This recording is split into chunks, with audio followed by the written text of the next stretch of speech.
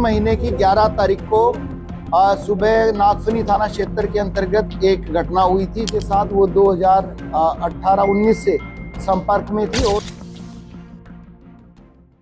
उत्तर प्रदेश के मुरादाबाद के नागफनी थाना क्षेत्र का एक इलाका है जिसे लोग अकबर कंपाउंड के नाम से जानते हैं। और इसी इलाके में 11 मई 2026 की सुबह करीब 3:40 पर यहाँ के कारोबारी के घर के सामने दो गाड़ियां आकर रुकती हैं और फिर उसमें से कुछ लोग उतरते हैं। गाड़ी से उतरने के बाद ये लोग इलाके के एक बड़े पीतल कारोबारी मोहम्मद इमरान के घर में दाखिल होने की कोशिश करते हैं। घर पर उस वक्त उनकी पत्नी और 4 बच्चे सो रहे थे। अब सुबह के 3:30 बजे थे और ये एक ऐसा वक्त था जब लोग गहरी नींद में होते हैं। धीरे धीरे अब ये लोग घर के मेन गेट पर पहुंचते हैं और उसे खोलने की कोशिश करते हैं। हैरानी की बात यह है कि बड़ी ही आसानी से ये घर का मेन गेट खोल लेते हैं, लेकिन इसके बाद ये घर के मुख्य दरवाजे पर पहुंचते हैं। लेकिन इस दरवाजे को खोलना आसान नहीं था क्योंकि उस दरवाजे पर डिजिटल लॉक लगा हुआ था। लेकिन उसके बाद भी ये लोग बड़ी आसानी से उस दरवाजे को खोल लेते हैं और फिर घर के अंदर दाखिल होने के बाद ये सभी बदमाश घर के अलग अलग कमरों की तरफ बढ़ने लगते हैं और फिर एक एक करके परिवार के सभी लोगों को बारी बारी से जगाया जाता है। इसके बाद तमंचे की नोक पर पूरे परिवार को बंधक बना लिया जाता है। अब इनमें से एक बदमाश कारोबारी के बेटे से पूछना शुरू करता है कि घर में कैश और गहने कहाँ रखे हैं। डर के मारे वो धीरे धीरे सब कुछ बताने लगता है। उस वक्त परिवार के लोगों को समझ में नहीं आ रहा था कि इतनी ज्यादा सिक्योरिटी होने के बावजूद ये लोग घर के अंदर दाखिल कैसे हुए। कुछ ही समय के अंदर इन लोगों ने घटना को अंजाम देना शुरू कर दिया। घर में रखे करीब 1,20,00,000 रुपए कैश और करीब 6 तोला सोना लूटकर ये लोग वहां से फरार हो गए। साफ समझ में आ रहा था कि पूरी घटना को बेहद प्लानिंग के साथ अंजाम दिया गया है। लूट को अंजाम देने के बाद सभी आरोपी बड़े आराम से घर से बाहर निकले, अपनी अपनी गाड़ियों में बैठे और वहां से निकल गए। अब धीरे धीरे सुबह होने लगी थी। घर के लोग अभी भी इस घटना की वजह से सदमे में थे, लेकिन फिर किसी तरह से उन्होंने तत्काल इसकी सूचना पुलिस को दी और खबर मिलते ही उत्तर प्रदेश पुलिस की टीम तत्काल मौके पर पहुंची।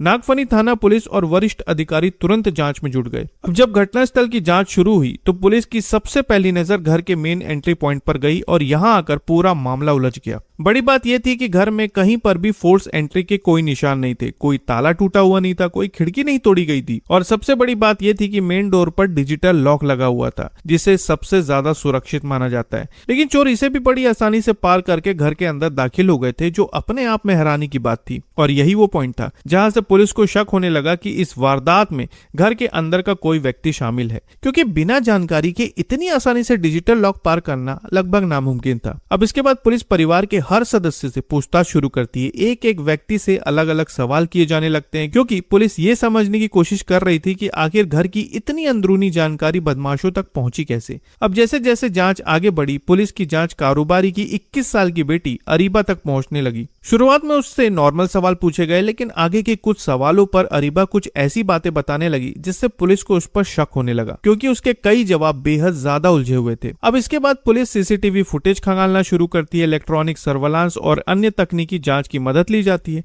ताकि ये पता लगाया जा सके कि घटना से पहले किन किन लोगों की मूवमेंट इस इलाके में हुई थी और घर के आसपास कौन कौन संदिग्ध लोग घूमते हुए नजर आए थे। आखिरकार पूछताछ और तकनीकी जांच के बाद जो खुलासा हुआ उसने पूरे मामले को ही पलट कर रख दिया। खबरों के माने तो जांच के दौरान ये बात सामने आई कि अरीबा का अमरोहा के रहने वाले अरशद वारसी नाम के एक युवक के साथ पिछले 7-8 सालों से प्रेम प्रसंग चल रहा था। सबसे बड़ी बात ये थी कि दोनों एक दूसरे से शादी करना चाहते थे और साथ जीने के सपने देख रहे थे, लेकिन इन दोनों के बीच परिवार आ रहा था। कारोबारी और उसका परिवार इस रिश्ते के लिए तैयार नहीं था और इसी वजह से दोनों ने परिवार से दूर जाकर नई जिंदगी शुरू करने का फैसला किया। लेकिन इसके लिए इन्हें पैसों की जरूरत थी, क्योंकि बिना पैसों के ये अपनी नई जिंदगी शुरू नहीं कर सकते थे और इसी वजह से इन्होंने एक प्लान बनाया। पूछताछ के दौरान ये बात सामने आई कि अरीबा ने अरशद को बताया था कि उसके पिता बड़े कारोबारी है और घर में हमेशा अच्छा खासा कैश रखा रहता है। प्लान के मुताबिक करीब 1 महीने पहले अरीबा ने घर के मेन गेट की एक चाबी बनवा ली और फिर वो चाबी उसने अरशद वारसी को दे दी। चाबी देते वक्त उसने अरशद को पूरे घर का नक्शा समझा दिया कि किस कमरे में कौन रहता है, कैश कहाँ रखा रहता है और घर में एंट्री कैसे लेनी है। प्लानिंग के तहत यह तय किया गया कि अरशद पहले मेन गेट की चाबी से अंदर आएगा, फिर घर के अंदर मौजूद अरीबा